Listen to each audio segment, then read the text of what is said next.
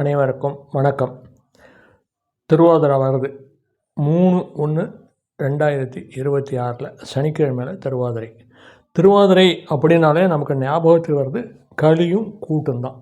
இந்த திருவாதிரை களிக்கு ஒரு கதை உண்டு. அந்த கதையை இப்போ சொல்கிறேன். சேந்தன் அப்படிங்கிறவனும் அவன் மனைவியும் சற்று வசதியானவர்கள். சிதம்பரத்திற்கு அருகிலே ஒரு கிராமத்திலே வசித்து வந்தார்கள். இவர்கள் தினமும் யாராவது ஒரு சிவனடியாருக்கு உணவு அளித்து விட்டு தான் இவர்கள் சாப்பிடுவார்கள். இது காலங்காலமாக செய்து கொண்டு வந்தார்கள்.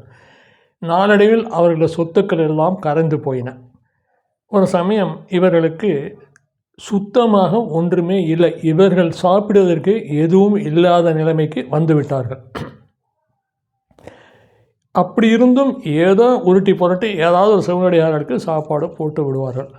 ஒரு நாள் நிச்சயமாக எதுவுமே இல்லை. அதாவது பச்சை தண்ணி கூட இல்லை. அந்த மாதிரி நிலைமைக்கு வந்துட்டாங்க. வீட்டில் எல்லா டப்பாவும் காலி, எதுவுமே கிடையாது. அப்பொழுது அவர்கள் வீட்டு வாசலிலே ஒரு சிவனடியார் சேந்தன் சேந்தன் என்று கூப்பிடுகிறார். சேந்தனும் வெளியே வந்தோடனே என்ன என்று கேட்போம். நான் வெகு தூரம் நடந்து வந்திருக்கிறேன், எனக்கு களைப்பாக இருக்கிறது, உன் வீட்டில் திண்ணையில் அமர்ந்து கொள்கிறேன் என்று அந்த சிவனடியார் கேட்கிறார். சேந்தனும் சரி அமர்ந்து கொள்ளுங்கள், இளைப்பாரி கொள்ளுங்கள் என்று கூறுகிறான். அப்படி அமர்ந்தவர் சேந்தனிடம், சேந்தன் ஐயா, நான் வெகு தூரம் நடந்து வந்ததால் எனக்கு மிகவும் களைப்பாகவும் பசியாகவும் இருக்கிறது, சாப்பிடுவதற்கு ஏதாவது கொடுங்கள் என்று கேட்கிறார். சேந்தன் உள்ளே ஓடி சென்று தன் மனைவியிடம் கூறுகிறான். அவன் மனைவி சொன்னான், ஐயோ ஒன்றுமே இல்லையே, இன்று நம்ம வீட்டில் எதுவுமே இல்லை, சமையலே இல்லையே, சமைப்பதற்கு ஒன்றும் இல்லையே, இப்போ சிவனடியார் வந்திருக்கிறாரே, என்ன செய்வது என்று எனக்கு ஒன்றும் புரியவில்லையே என்று கேட்கிறார். இல்லையம்மா, எப்படியாவது அவருக்கு சாப்பாடு போட்டுவிடு, நமக்கு இல்லாவிட்டாலும் பரவாயில்லை என்று கூறுகிறார் சேந்தன். என்ன இருக்கிறது, ஒன்றும் இல்லையே, இருங்கள் ஏதாவது இருக்கிறதா பார்க்கிறேன் என்று பாடி ஒவ்வொரு டப்பாக திறந்து பார்க்கிறார். எல்லாமே காலி. ஒரே ஒரு டப்பாவில் சிறிது உளுத்த மாவு இருக்கிறது, அந்த கருப்பு உளுந்து இருக்கு இல்லையா, அந்த மாவு இருக்கிறது. இன்னொரு டப்பாவில் சிறிது வெல்லம் இருக்கிறது. ஆஹா, இது இருக்கிறதே என்று ரொம்ப சந்தோஷப்பட்டு இந்த வெள்ளத்தையும் அந்த மாவையும் போட்டு ஒன்றா கலந்து தண்ணியை விட்டு பிசைஞ்சு களி உருண்டை மாரி உருட்டிட்டாங்க. உருண்டையாக உருட்டி அந்த சிவனடியாரை உள்ளே கூப்பிட்டு அவருக்கு இதை கொடுக்கிறார்கள். இதை சாப்பிட்டு அந்த சிவனடியார், ஆஹா, இது தேவாமிர்தத்தை விட மிகவும் சுவையாகவும் அமிர்தமாகவும் இருக்கிறது, இப்படி ஒரு இதை நான் சாப்பிட்டதே இல்லையே, மிகவும் அற்புதமாக இருக்கிறது, இன்னும் கொஞ்சம் இருந்தால் கொடுங்கள் என்று கேட்கிறார். இருந்த எல்லாவற்றையும் அந்த சிவனடியாருக்கு இவர்கள் கொடுத்து விட்டார்கள். எல்லாவற்றையும் சாப்பிட்டு விட்டு அவரும் சரி நான் சென்று வருகிறேன் என்று போய்விட்டார். இவர்களுக்கு சாப்பிடுவதற்கு ஒன்றுமில்லை, தண்ணீரை கொடுத்து விட்டு பேசாமல் இருந்து விட்டார்கள்.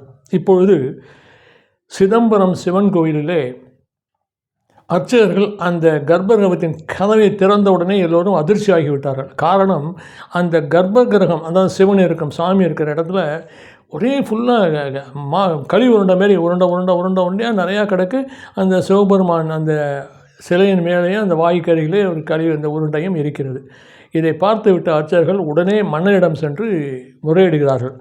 மன்னனும் என்ன அப்படியா, நான் பார்க்கிறேன் என்று பார்க்கிறான். இந்த அதிசயத்தை அவனால் தாங்க முடியும். என்ன இது யார் செய்த வேலை என்றும் கேட்கிறான். யாருக்கும் எதுவும் தெரியவில்லை. அப்போது மன்னனுக்கு மட்டும் கேட்கும்படியாக அவர் அசுரேறி, மன்னா, நீ எனக்கு தினமும் உணவளிப்பாய் அல்லவா, அதைவிட மிகவும் சிறப்பாகவும் தேவாமிர்தத்தை விடவும் சிறப்பாகவும் சேந்தன் வீட்டு களி உருண்டை எனக்கு மிகவும் அமிர்தமாக இருந்தது என்று குரல் கேட்கிறது அவனுக்கு. அவனுடனே என்னது, சேந்தன் வீட்டு களி உருண்டை அமிர்தமாக இருந்ததா? அப்படி என்றால் சிவபெருமான் எங்கேயோ சேந்தன் என்பவர் வீட்டில் போய் உணவு இருந்திருக்கிறார் என்று தெரிந்து கொண்டு அந்த சேந்தனை தேடுவதற்கு ஆளை அனுப்புகிறான். சேந்தன் எங்கேயும் கிடைக்கவில்லை. எல்லோரும் எங்கே இருக்கிறான் என்று தெரியவில்லை என்று திரும்பி வந்து விட்டார்கள். அப்போது அந்த சிதம்பரத்தின் தேர் திருவிழா வந்துவிட்டது. தேர் நடக்கிறது. தேர் ஒவ்வொரு வீதியாக வந்தோடனே ஒரு இடத்துல வந்தோடனே நின்று விட்டது. அதற்கு பிறகு தேர் நகரவில்லை. மன்னனும் தன் யானை குதிரை எல்லாவற்றையும் இழுத்து பார்க்கிறான். எதுவுக்கும் தேர் அசைந்து கொடுக்கவில்லை, அப்படியே நின்று விட்டது. மன்னனுக்கு ஒன்றும் புரியவில்லை, அதிர்ச்சி ஆகிவிட்டான். உடனே மன்னன், சிவபெருமானே, நான் ஏதாவது தவறு செய்து விட்டேனா, என்னை மன்னித்து விடுங்கள், ஏன் இப்படி நடக்கிறது என்று புலம்பினான். அப்போது அவன் காதுக்கு மட்டும் கேட்கும்படியாக, மன்னா, நீ எதுவும் செய்யவில்லை, சேந்தனை அழைத்து வடம் பிடிக்கச் சொல், தேர் நகரும் என்று ஒரு குரல் கேட்கிறது. உடனே சேந்தனா, உடனே அப்படி என்றால் சேந்தன் இங்கே எங்கேயோ இருக்க வேண்டும் என்று நினைத்த மன்னன், சேந்தன் இங்கே இருந்தால் உடனே இங்கே வரவும் என்று கட்டளையிடுகிறான். அந்த சேந்தன் என்பவர் உடனே மன்னனின் கட்டளைக்கு பயந்து மன்னனின் வந்து நிற்கிறார். நீங்கள் தான் சேந்தனே? ஆம், நான் தான் சேந்தனே. மன்னன் அவர் காலில் விழுந்து விடுகிறான்.